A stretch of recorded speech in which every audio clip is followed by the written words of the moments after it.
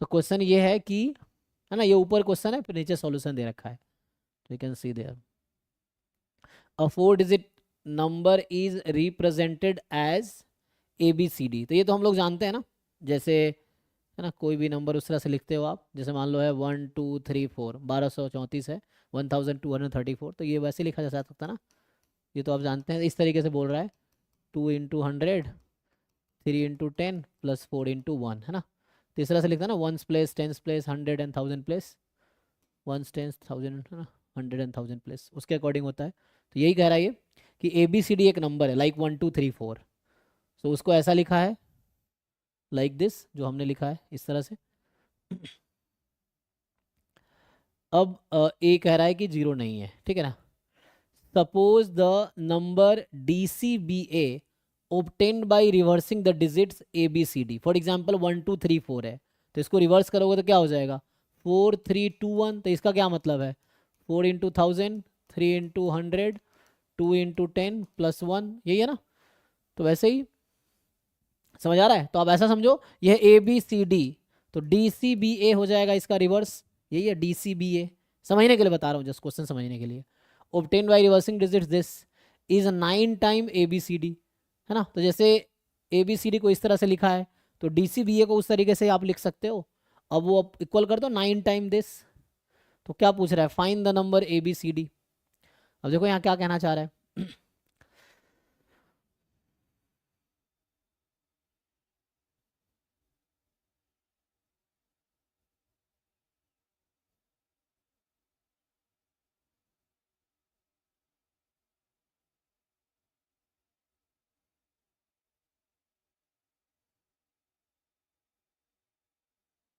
Logically आपको सोचना पड़ेगा, है ना।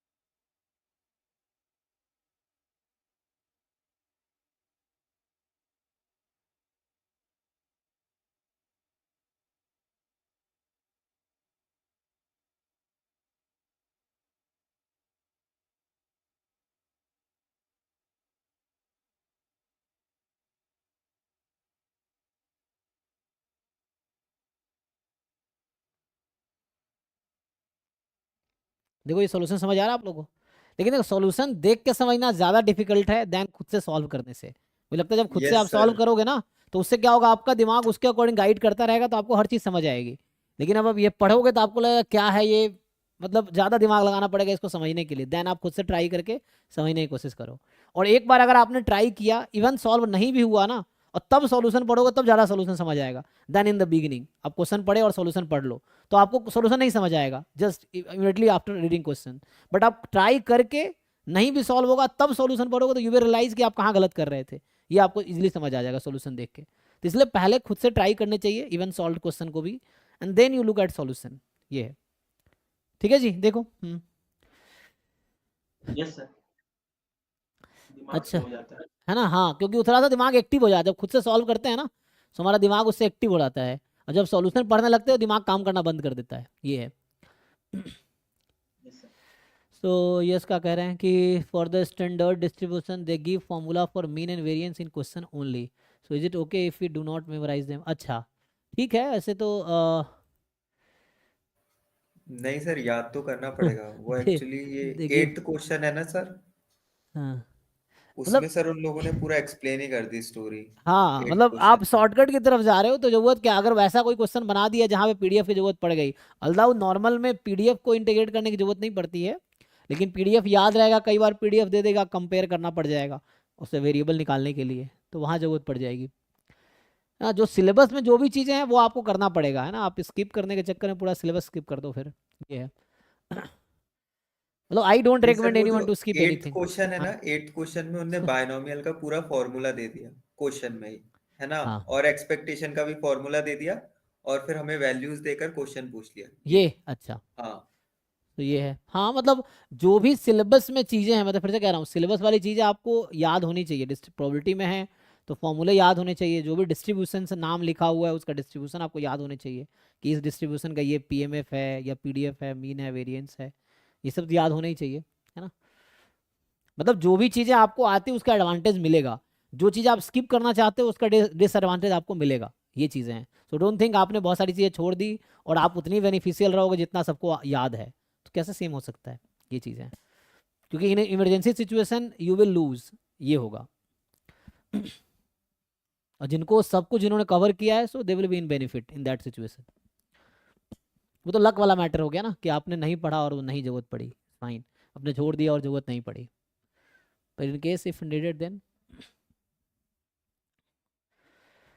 एनीवे, मतलब आपको प्रोसेस समझ आ रहा है। जो लोग नए हैं स्पेशली, प्रोसेस यही है कि you attempt each question yourself, solution और आंसर की है, देन ट्राई करने के बाद यू मैच विद देम। नहीं होता है उसको मार्क कर लो, क्लास में आप इंटरेक्ट करो कि ये क्वेश्चन समझ नहीं आ रहा और ये समझ नहीं आ रहा, तो मैं फिर ट्राई करूंगा, ये चीज़ें हैं, ठीक है। मतलब मैं जितना हेल्प कर पाऊंगा वो हेल्प करूंगा, लेकिन सबसे पहले पूरा PYQ कंप्लीट कर लो। इस बुक में जितने क्वेश्चंस हैं, वेबसाइट से हमने डाउनलोड करके बुक बनाए हैं, उसको कंप्लीट कर लो। जो जो मुश्किल है उसको मार्क कर लो, सॉल्यूशन देखो, समझो, जो नहीं समझ आ रहा आप मुझसे डिस्कस करो, ये चीज़ है, ठीक है। बाकी ऐसा इसमें बहुत मुश्किल ऐसा चीज़ नहीं है जो आपने ग्रेजुएशन में नहीं पढ़े होंगे, 11th 12th में नहीं पढ़े होंगे, ऐसा कुछ खास नहीं है ना। जो है तो वो मुझसे डिस्कस करो, वो मैं हेल्प कर सकता हूँ आपका। सर इसका कट ऑफ बहुत ऊपर जाता होगा सर। कट ऑफ किसी को याद है? मैंने वो तो किया था इंटरेक्शन, बट मुझे याद तो नहीं। देखो मीटिंग में हमने इंटरेक्शन किया था CMI वाले बच्चों के साथ, मेरा इंटरव्यू पड़ा होगा उस पर पिछले साल का। क्या कट ऑफ रहता है जी, किसी को आइडिया है? सर ओवरऑल 60 बोला था। 60 बोला था उसमें, अच्छा। तो ये सर इंटरनेट पे भी मैंने चेक किया था, 58 समथिंग था, तो हाँ, 60 आई थिंक तो जैसे सेफ। पार्ट ए में 20 क्वेश्चन है 2 मार्क्स के, तो ये तो 40 हो गए। पार्ट बी में 20 क्वेश्चन है 3 मार्क्स के, तो ये आपके 60 हो गए। टोटल आ गया 100 मार्क्स। तो 100 में 58 और 60 अराउंड, है ना, ये आपका कट ऑफ है। सर और फर्स्ट पेज पे ये भी मेंशन किया है कि मतलब अपन के दोनों पार्ट ए और बी में एक सर्टेन अमाउंट ऑफ स्कोर होना अच्छा, चाहिए, मतलब ऐसा पर्टिकुलर नहीं है कि आप। इसमें एक कट ऑफ फिक्स होगा कि फॉर एग्जांपल, है ना, हाँ। मान लो अभी के लिए 20 मार्क्स, 20% फॉर एग्जांपल मैं अगर कह दूं कि इसमें 50% चाहिए, इसमें 50% चाहिए, तो इंडिविजुअल कट ऑफ भी है पार्ट ए पार्ट बी में, उसको क्रॉस करोगे देन आपका फाइनल। अगर आपने किसी एक का भी पर्टिकुलर सेक्शन का जो कट ऑफ क्रॉस नहीं किया तो आपका मतलब चेक नहीं होगा आगे कॉपी। मतलब पार्ट ए में अगर आपने मान लो कट ऑफ क्वालिफाई नहीं किया पार्ट ए का, देन योर, है ना, पार्ट बी का कॉपी चेक नहीं होगा। या दोनों में से किसी एक, भले इंडिविजुअल कट ऑफ क्रॉस करना होगा, देन ओवरऑल मेरिट बनेगी, यही ना, ये है। जी सर वो पार्ट ए का है सर। कौन पार्ट ए का? अच्छा, जी सर इंडिविजुअल कट ऑफ सिर्फ पार्ट ए का, पार्ट बी ए। में नहीं, बी में नहीं चाहिए, नो अच्छा। No sir. ओके ठीक है, फिर मतलब बी नहीं, ओनली पार्ट ए का कट ऑफ क्रॉस होगा तभी बी की तुम्हारी शीट चेक चेक होगी, है होगी, ना, बी में ऐसा कोई कट ऑफ और नहीं है इसका चेक मतलब। होगी फिर टोटल होकर अपन को समवेयर अराउंड हाँ, 60 के आना चाहिए। तो मतलब ये हुआ जी कि ए में कट ऑफ है और ओवरऑल कट ऑफ है, यही ना। जी यस सर। बी का कोई बस। फिक्स कट ऑफ नहीं है, ठीक है। सर लेकिन पार्ट ए में कितना मतलब कट ऑफ कितना है, कितना क्वेश्चन करना पड़ता है? हाँ वो तो देखना पड़ेगा क्या कट ऑफ है, किसी को आइडिया है? क्योंकि मैं तो एग्जाम दिया नहीं, मुझे बता आइडिया नहीं अभी, मतलब बच्चों से ही पूछ के बता सकता हूँ जो CMI में है अभी, है ना। हाँ, वो वेबसाइट पे भी ऐसा कुछ दिया नहीं है कि पार्ट ए में मतलब कितना करना होता है कि मतलब कट ऑफ क्लियर हो जाए। सर वो 50-60% ही समथिंग होता होगा। सर वीडियो प्रीवियस वीडियो में 22 कुछ बता रहे थे 22, सीनियर्स। जी सर अच्छा 22 के 40 आस। में। हाँ वैसे कई सारे इंटरव्यू आपको यूट्यूब पे मिल जाएगा, मैंने भी किए हैं और भी लोगों ने इंटरव्यूज किए हैं। अगर किसी को पर्सनली नंबर चाहिए, मेरा लास्ट ईयर स्टूडेंट थी आहाना बोस, तो इसी आपके जैसे वही बैच में थी, वो है, और भी बच्चे हैं 3-4 बच्चे हैं जो वहाँ पे है। तो जो हमारे यहाँ थे, है ना, कोई बच्चा जैम में होता है बाद में वही CMI क्वालिफाई करता है, इस तरह से वही बच्चा ISI करता है, तो वैसा है। तो बहुत सारे बच्चे हैं ना हमारे, क्योंकि मतलब जैम में मेरे पास अराउंड 800-900 बच्चे जैम के ही होते हैं, तो वही जैम नहीं हुआ तो वही ISI क्वालिफाई करता है, CMI CUET वही बच्चे क्वालिफाई करते हैं, तो इस तरह से है। तो अगर जैसे पर्सनली है ना, मैं आपको नंबर शेयर कर दूंगा, इफ़ समवन नीड ना, टेक्स्ट कर सकते हो WhatsApp पे, तो क्योंकि मतलब एक बच्चे का नंबर भेज दूंगा तो उसके क्लासमेट्स बहुत सारे हैं, सो यू कैन उससे पूछ सकते हो और किसी का आपको शेयर कर दे उससे, है ना, आप बात कर सकते हो, ठीक है, ऐसे मिल जाएगा। वो सौम्य जॉय भी है जो जिसके साथ इंटरव्यू किया था मैंने, वो भी कांटेक्ट में है, तो उसका नंबर भी शेयर कर सकता हूँ। सो है ना, अगर आप किसी को चाहिए तो आप मुझे व्हाट्सएप पर टेक्स्ट करना, मैं नंबर भेज दूंगा आपको, ठीक है। तो you can discuss with them, है ना। मेनली क्या होता है ना, सबसे अच्छा गाइड वो इंसान कर सकता है जो उस रास्ते को, मतलब उस प्रोसेस को, मतलब कवर किया है ना, उस जर्नी को कवर किया है, जो उस जर्नी से निकला है, तो उसको पता है कि क्या कैसे प्रोसेस है ना, ऐसा है। तो आप उनसे गाइडेंस लोगे तो सबसे अच्छा ये होता है कि जो उस प्रोसेस में था, जो सक्सेसफुली कंप्लीट किया उस प्रोसेस को, तो उसको आइडिया है कि क्या कैसे होता है और क्या करना चाहिए कैसे, तो वो आपको बेटर गाइड कर पाएगा, ठीक है।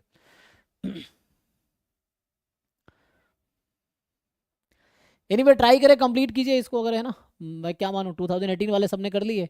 ये देखो इसमें सॉल्यूशन भी है, सॉल्व करो और ट्राई करो, फिर पूछो आप जो भी डाउट है।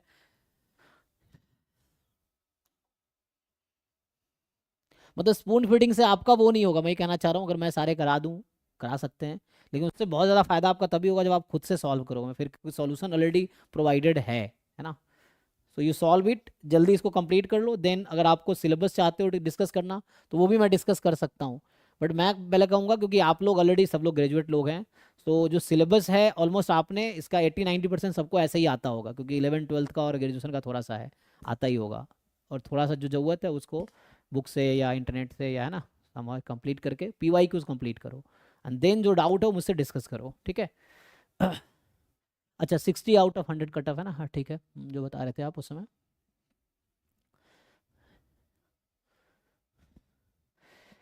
क्या करें, तो आज ही स्टॉप करते हैं, चलो। अच्छा टाइम 12 बज गया, ओह, तो अराउंड ना, ठीक है, तो आज यहीं स्टॉप करता हूँ, उसको कंप्लीट करके आओ। तो आई थिंक 2018 का पेपर कुछ लोगों ने ट्राई किया है कम से कम, सो देख लो एक बार अच्छे से, इसमें 40 क्वेश्चन है, 20 ऑब्जेक्टिव 20 सब्जेक्टिव, विथ आंसर की, विथ सॉल्यूशन है, ट्राई करके आओ। स्टिल कोई बचेगा तो अगले क्लास में करेंगे, नहीं तो 2019 का पेपर करके आओ कल, ठीक है। तो 18 या 19 ट्राई करके आओ, अगला पेपर 19 का होगा, ठीक है। तो इसमें जो नेक्स्ट पेपर होगा वो 19 का होगा, ये तो 18 है,